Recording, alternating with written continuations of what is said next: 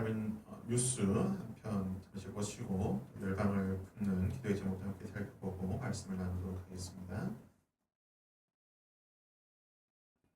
사고로 사망하면서 조기 대선을 치르고 있는 이란. 예상을 깨고 개혁파인 마수드 페제시키안 후보가 선전하며 보수 강경파인 사이드 잘릴리 후보와 결선 투표에서 맞붙게 됐습니다. 1차 투표에서 42.5%로 1위를 차지한 페제시키안 후보는 정부가 앞으로 모든 집회에 강제력을 동원한 순찰과 검열 등에 맞설 것을 약속하겠다며 과감한 공약을 내세웠습니다. 지난 2022년 히잡 시위를 공권력으로 탄압했던 것에 불만을 가진 유권자를 겨냥한 겁니다. ما به هر حال اگه میخوایم تو دنیا رشد بکنیم هر چقدر ارتباطمون بیشتر بکنیم اونقدر بهتر میتونیم زندگی کنیم.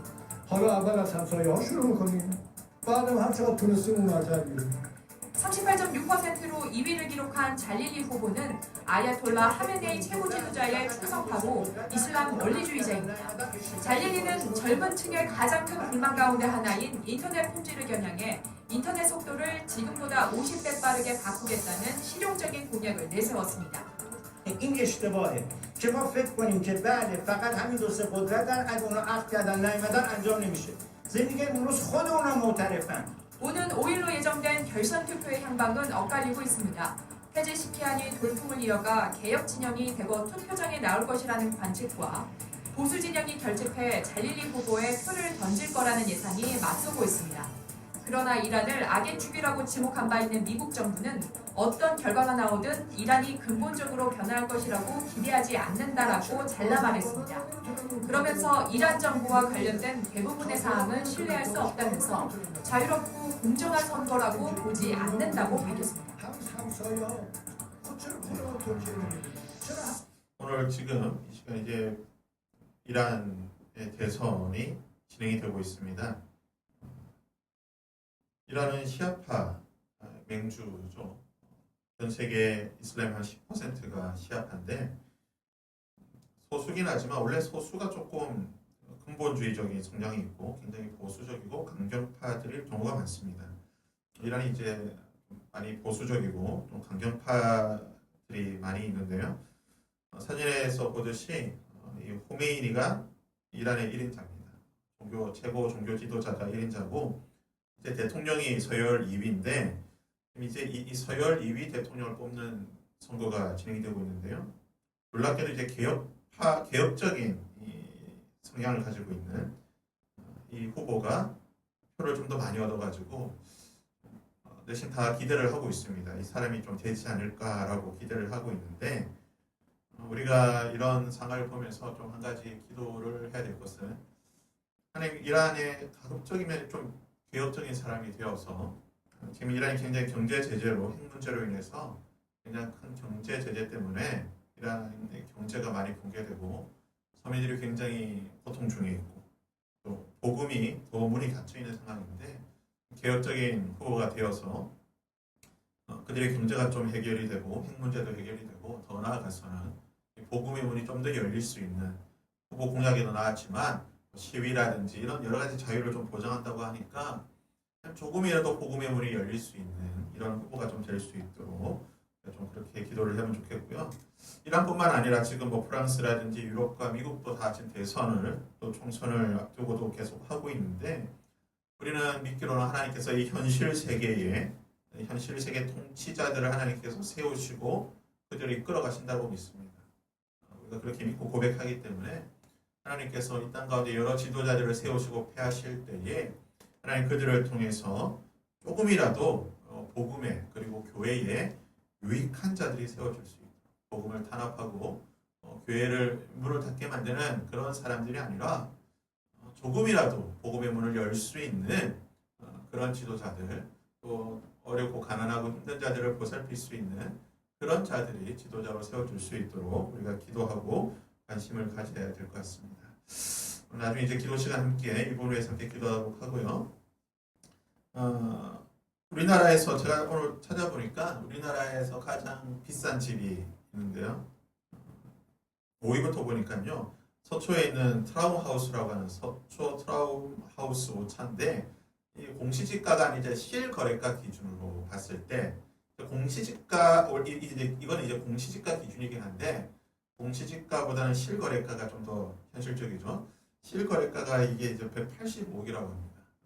이건희 회장이 살고 있는 대표적으로 이건희 회장이 살고 있는 집인데 서초에 있는 파람하우스. 이제 이건희 회장이 죽었으니까 뭐 다른 사람이 있겠지만요. 이게 공시지가는 한 90억 정도 하는데 실거래가는 한 2배 이상 되죠. 이게 이제 우리나라에서 가장 비싼 공시지가상으로는 가장 비싼 5번째 아파트고요. 네 번째는 이제 그 유명한 한남더일입니다. 이것도 이제 공시지가는 90억이 조금 넘는데 실거래가는 이제 한 110억 정도 된다고 해요. BTS의 멤버들이 살고 있는 걸로 아주 유명한 한남더일이죠.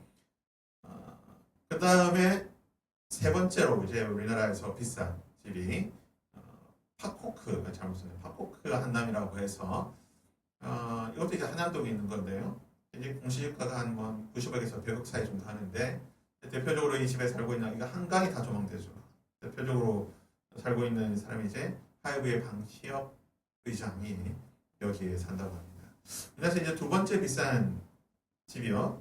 나인원 한남입니다. 한남동이 이제 비싼 집들이 다 있는데요.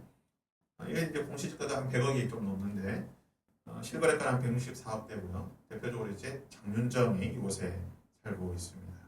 그렇다면 곧 바뀌겠지만 현재까지 우리나라에서 가장 비싼 주택 아파트가요. 청담동에 있습니다. 더 펜트하우스 청담이라고 하는 건데요. 공시지가상으로 한 150억 정도 된다고 해요. 실거래가는 한 250억 정도. 대표적으로 이제 장동건이 살고 있는 집입니다. 굉장히 집이 좋죠. 이런 집 한 달 유지비가 얼마나 나올까요? 정말 후덜덜하죠. 집을 산다고 해서 문제가 아니라 이것을 관리비를 낼 수 있을 만큼의 또 재력이 있어야 되는데 정말 재력이 보통 아닌 사람들이 우리나라 부자가 너무 많다라고 하죠. 우리나라에서 가장 비싼 집들을 봤는데 세계에서도 가장 비싼 집들이 있습니다. 이건 모나코에 있는 집인데요. 5,357억이랍니다. 가장 높은 층에 있는 펜트하우스. 그 다음에 이제 또 비싼 집이 미국 캘리포니아에 있는 원벨리어라고 하는 이 포도 농장인가 그쪽 주인 집이라고 하는데요.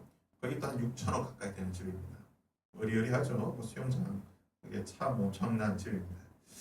그 다음에 이제 비싼 집이 프랑스 빌라 레오폴다라고 하는 벨기에 왕의 저택입니다. 별장이에요. 거의 한 9천억 가까이 되는.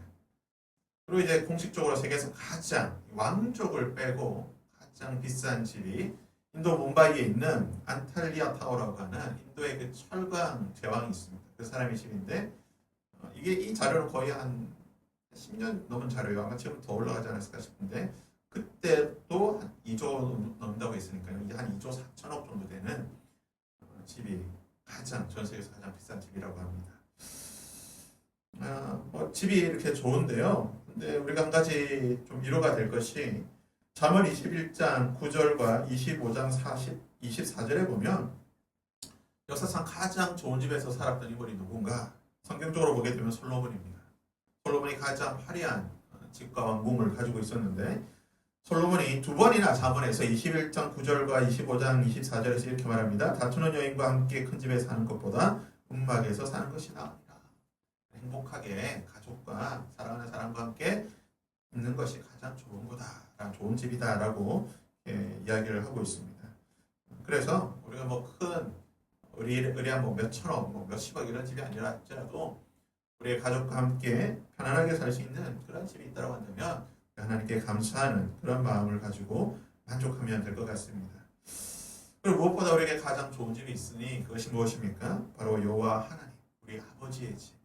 만군의 여호와 하나님께서 함께 하시는 만군의 하나님의 그 집이 우리에게 있으니 가장 우리에게 좋은 집이 있는 줄 믿습니다. 오늘 우리 함께 만군의 여호와의 집, 그 집에서 하나님을 찬양하며 예배하고 기도하는 그러한 시간을 가질 때 하나님과 함께 거하는 그 은혜가 있기를 바랍니다. 제가 왜 이렇게 자꾸 오늘 좀 길게 서론에서 집에 대한 이야기를 했는가?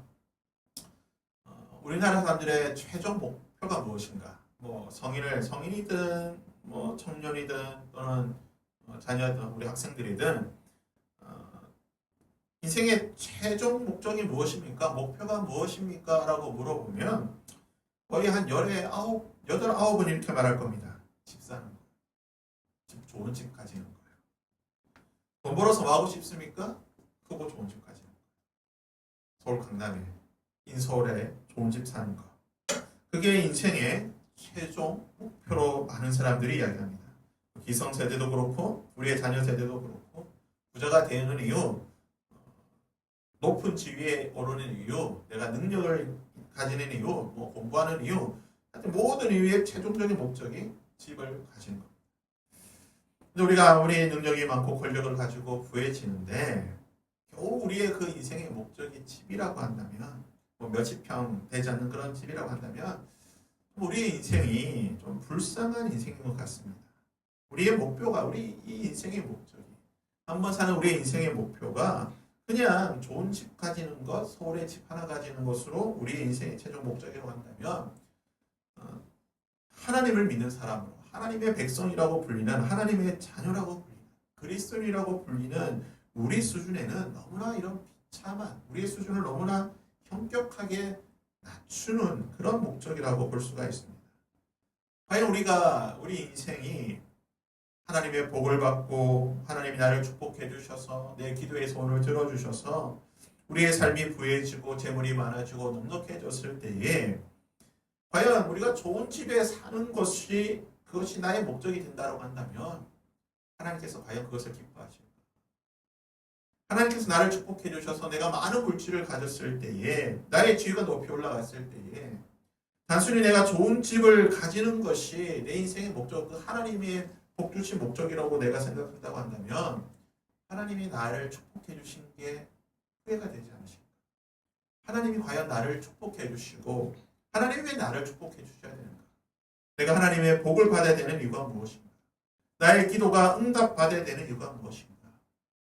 우리의 가족들이, 우리의 자녀들이 기도하고 하나님께 나아갔을 때에 그들의 평생의 기도의 제목이 응답받고 하나님의 넘치는 복과 은혜를 받아야 되는 이유가 무엇인가? 단순히 좋은 집 가지는 것이 이유가 된다고 한다면 그것은 성경에서 말하고 있는 하나님이 우리에게 복을 주시는 이유가 아니라는 것입니다. 우리는 2주에 걸쳐서 이스라엘 백성들이 출애굽하는 모습을 통해서 기도가 무엇이고 그리고 어떻게 기도해야 되는지를 살펴보았습니다. 오늘은 기도가 무엇이고 어떻게 기도하는지를 살펴보았다고 한다면 어느 말씀을 통해서 우리의 기도의 결과가 무엇인가? 과연 하나님께서 우리의 기도를 들어주시는 그 응답의 이유가 무엇인가를 살펴보면서 우리가 하나님께 기도하더라도, 우리가 하나님께 복을 달라고 기도하더라도 정확한 뚜렷한 목적의식을 가지고 이 시간 기도할 수 있는 우리의 시간이 되었으면 좋겠습니다. 오늘 말씀에서 우리가 보고 있듯이 이스라엘 백성들은 출애굽할 때에 애굽 사람들에게 많은 물질을 구했습니다. 하나님께서 약속의 말씀대로 출애굽할 때 애굽 사람들에게 은폐물과 금폐물과 의복을 구해라. 그러면 너희들이 구하는 대로, 너희들이 원하는 대로, 너희들이 말하는 대로 그것을 다 줄 것이다. 내가 그들의 마음을 감동시켜줬어. 너희들이 구하는 모든 것들을 달라는 대로 다 이루어 줄 것이라고 하나님께서 약속하셨습니다. 근데 재밌는 것은요, 출애굽기 3장 22절과 12장 36절에 하나님께서 그렇게 약속하시면서 하나님께서 이렇게 덧붙이고 계세요. 너희들이 받는 그것, 애굽 사람들에게 받는 은폐물과 금폐물과 그리고 의복으로 무엇을 하냐? 너희의 자녀를 꾸며라. 너희의 자녀를 꾸며라. 그리고 12장 36절에서도 보면 너희들이 받는 그것으로 너희 자신들의 삶을 윤택하게 만들어라. 너희들이 그것을 좀 누려라. 윤택하게 누리고 그것을 좀 이렇게 잘 꾸며라라고 하나님께서 말씀하고 계십니다. 기도의 결과 그들은 하나님께 이러한 것들을 구했을 때에 하나님께서 이런 것들을 주신다고 말씀하시는데 이스라엘 백성들이 그동안 누려보지 못했던 것, 한평생 누려보지 못했던 그 수많은 많은 물질들, 그러한 것들을 하나님께서 주실 것이고 너희들이 그것들을 누리게 될 것이라고 말씀하시는데 여기서 우리가 한 가지 생각해 볼 것이 있습니다. 지금 이스라엘 백성들은요, 출애굽하고 하나님께서 약속하신 가나안으로 향해 가고 있습니다. 그런데요, 지금 이스라엘 백성들이 가나안에 들어가는 사람들인데 이스라엘 백성들이 가나안에 들어가는 사람들이 그 수많은 보석과 그리고 각종 의복, 수많은 옷들, 그런 은근 패물이 필요할까요? 결과론적이긴 하지만 이스라엘 백성들은요 3개월 만에 그들이 갈 수 있는 3개월도 아닙니다. 보름 한 달이면 갈 수 있는 그 가나안 땅을 그들의 범죄로 말미암아 40년 동안 광야에서 지내게 됩니다. 자, 그렇다면 40년을 광야에서 지내게 될 이스라엘 백성들이 그 수많은 은금과 각종 보석과 의복이 필요한가? 그들이 지금 빨리 출애굽해서 나가야 되는데 한시가 급한 시간에 애굽 사람들에게 가서 그것을 빼앗고 성경의 말씀대로 가면 약탈하고 그것들로 다 자신들을 치장하라고 하는데 과연 그것이 광야 생활에 필요한가? 과연 그것이 가나안 땅에 들어갈 때 필요한가? 아니 오히려 그것들이 더 짐만 될 뿐이지 않겠습니까? 더 거추장스럽지 않을까요? 빨리 나가야 되는데 그거 언제 빌려가지고 언제 꾸미고 언제 넣고 참 어떻게 보면 불필요할 수도 있는 부분인데 근데 왜 하나님께서는 이스라엘 백성들에게 남녀노소 물어나고 모든 자들에게 은금패물로 그들을 꾸미게 하시고 부유하게 하시고 넘치도록 그러한 재물들의 복들을 허락하여 주셨는가? 그들이 한평생 누리지 못했던 이 많은 것들을 주신 이유가 무엇인가? 이스라엘 백성들은 그 이유를 알지 못했습니다. 하나님께서 그들에게 이 많은 것들을 주신 이유를 알지 못했기 때문에 이스라엘 백성들이 무엇을 하게 되는가? 32장에 보게 되면요. 모세가 시내산에 올라가게 되고 모세가 시내산에서 내려오는 것이 늦어지자 이스라엘 백성들이 무엇을 하게 됩니까? 그들이 금송아지를 만들게 됩니다. 금송아지를 만들어서 그것으로 이것이 우리의 하나님이다 라고 하며 우상 숭배에 빠지게 되는데요. 성경은 굉장히 의미심장한 구절을 말하고 있습니다. 32장 2절에 보면 이렇게 말합니다. 아론이 그들에게 이스라엘 백성들에게 이르되 너희의 아내와 자녀의 귀에서 금고리를 빼어 내게로 가져오라. 이스라엘 백성들이 만들었던 그들이 광야에 들어와서 처음 만들었던 우상 숭배, 이후 이스라엘 백성들의 모든 우상 숭배의 뿌리가 되는 원인이 되는 근본이 되는 그 금송아지를 무엇을 만듭니까? 너희의 아내와 자녀의 귀에서 금고리를. 이것이 어디에서 난 겁니까? 하나님이 애굽 백성들에게서 빼앗아서 이스라엘 백성들에게 주신 겁니다. 출애굽할 때 받았던 그 하나님의 놀라운 축복으로 그것으로 무엇을 만들게 됩니까? 우상 숭배의 금송아지를 만들었다는 겁니다. 하나님의 그 축복을 하나님께서 축복해 주신 이것이 과연 어떻게 내 삶 속에서 이루어져야 되는지 모르니까 이스라엘 백성들이 한 일이 무엇입니까? 그것으로 금송아지를 만들고 우상 숭배를 했다는 겁니다. 이스라엘 백성들이 하나님의 축복을 잘못 사용하니까 하나님이 주신 그 놀라운 은혜들을 잘못 이용하게 되니까 그 결과가 무엇입니까? 32장 10절에 보면요. 하나님께서 그들에게 진노하여 그들을 진멸하고 또한 모세가 본즉 백성이 방자하니 이는 아론이 그들을 방자하게 하여 원수에게 조롱거리가 되게 하였습니다. 그들의 기도의 결과로 그들이 받았던 수많은 그 물질의 축복들을 잘못 사용하게 되니까 하나님께서 그들에게 진노하셨고 그들을 진멸하려고 하셨습니다. 없애버리려고 하셨을 뿐만 아니라 모세가 바라보니 백성이 방자했다. 성경의 원어의 뜻은 여기 방자다는 게 멸시했다, 싫어한다는 거예요. 백성들이 그냥 하나님을 싫어하고 이것들만 좋아했다는 거예요. 그럼 하나님 멸시했다는 겁니다. 그리고 원수에게는 뭐가 됐습니까? 조롱거리, 웃음거리가 됐다는 거예요. 하나님의 복을 하나님의 뜻대로 사용하지 못하니까 기도의 응답으로 받았던 그 놀라운 것들을 하나님의 뜻대로 사용하지 못하니까 하나님의 진노가 임하게 되는 것이고 하나님께서 슬퍼하시고 하나님께서 후회하게 하셨다는 겁니다. 그렇다면 하나님께서 이스라엘 백성들을 그렇게 수많은 애굽의 물질로 복을 주신 이유가 무엇입니까? 그 기도의 결과, 그 기도의 응답의 결과가 과연 무엇을 위해서 하나님께서 그들을 그렇게 축복하신 겁니까? 오늘 본문의 말씀은요. 이스라엘 백성들이 이 금송아지 우상 숭배 후에 하나님께서 다시 이스라엘 백성과 언약을 맺으신 뒤에 일어난 일입니다. 즉 하나님께서 우상 숭배한 이스라엘 백성들을 책망하시고 난 뒤에 다시 그들과 언약을 맺으시고 그리고 이 일이 일어난 것인데요. 그들이 무엇을 하게 됩니까? 하나님의 말씀대로 하나님의 집, 하나님의 성소, 성막을 짓게 됩니다. 이 성소, 성막이라고 하는 것이 무엇입니까?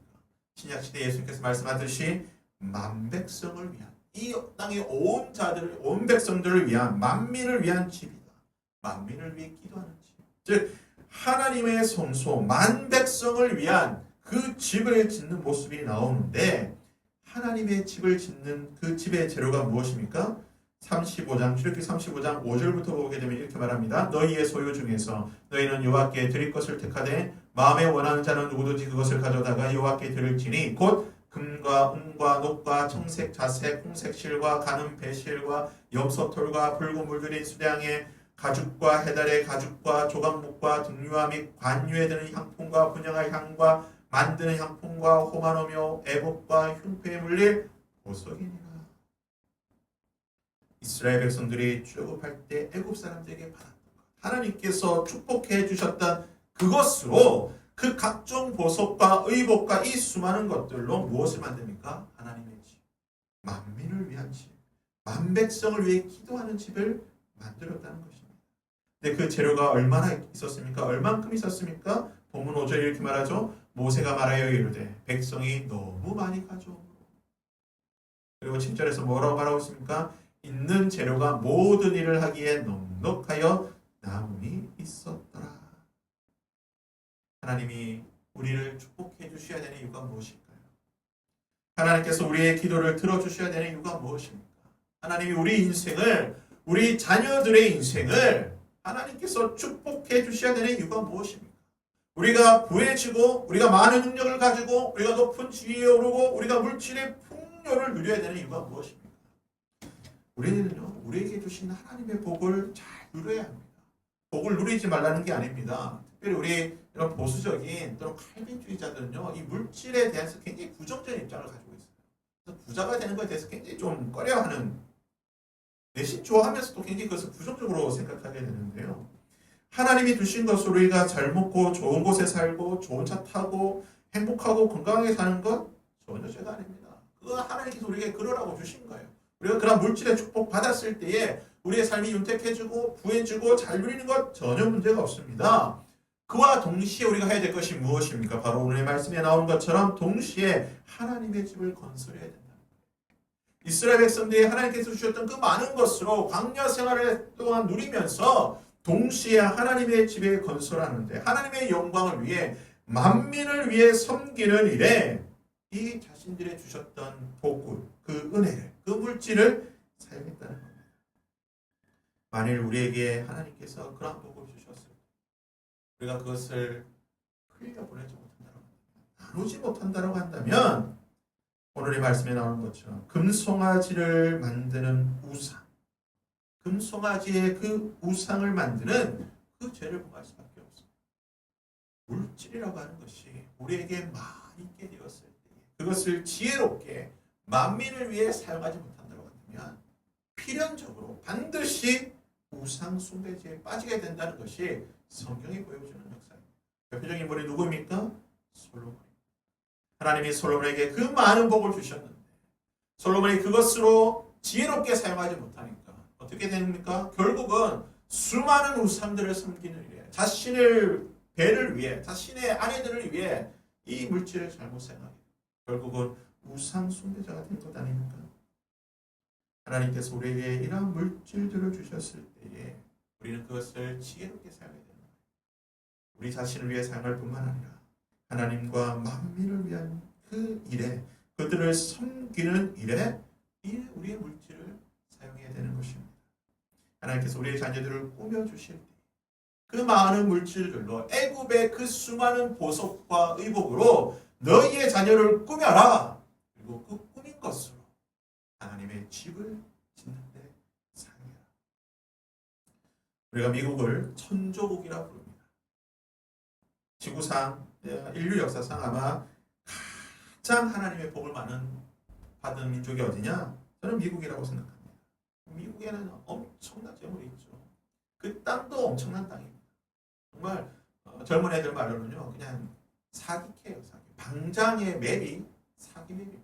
그 땅이 엄청난 땅이에요. 물질적으로도 엄청난 복을 받았고 가진 것도 엄청난 복을 받았습니다. 그런데요, 여러분, 미국이 그 많은 물질을 받았는데 미국이 가장 놀라운 점이 무엇이냐? 전 세계에서 가장 많은 선교사를 파송하는 나라가 미국입니다. 전 세계에서 가장 많은 부재를 행하는 나라가 미국입니다. 그들은 하나님이 주신 물질로 자신들을 누릴 뿐만 아니라 정말 풍요롭게 누릴 뿐만 아니라 복음을 위해 그리고 많은 자들을 위해 그 많은 물질들 또한 흘려보내고 있는 나라입니다. 우리에게 이런 복이 있기를 바랍니다. 하나님, 우리를 축복하여 주옵소서. 하나님, 우리에게 많은 물질을 주시고 우리의 지위가 좀 더 높은 자리에 올라가게 해주시고 우리에게 또 능력도 허락하여 주시고 하나님, 우리의 자녀들에게, 내가 알고 있는 많은 자들에게 하나님 넘치는 하나님의 복을 주옵소서. 하나님, 그런데 우리가 부해졌을 때 하나님이 이런 많은 것들을 주셨을 때에 우리를 꾸며주실 때에 하나님, 그것을 우리의 삶을 위해서뿐만 아니라 하나님의 집을 위해, 만민을 위해 기도하고 섬기는 일에 하나님, 이 물질을 사용할 수 있는 지혜도 허락하여 주옵소서. 하나님, 그것이 하나님이 우리에게 복 주신 이유인 줄 믿습니다. 하나님, 그것이 우리의 기도가 응답되어야 되는 이유인 줄 믿습니다. 오늘 이 시간에 함께 그런 마음으로 하나님께 기도하며 하나님, 우리가 정말 복을 받아야 되는 뚜렷한 정확한 목적의식을 가지고 하나님께 기도할 수 있는, 하나님께 나와 간구할 수 있는 우리의 모습이 되게 하여 주옵소서. 함께 그런 마음으로 이 시간 함께 찬양하고 함께 기도하며 나가도록 하겠습니다.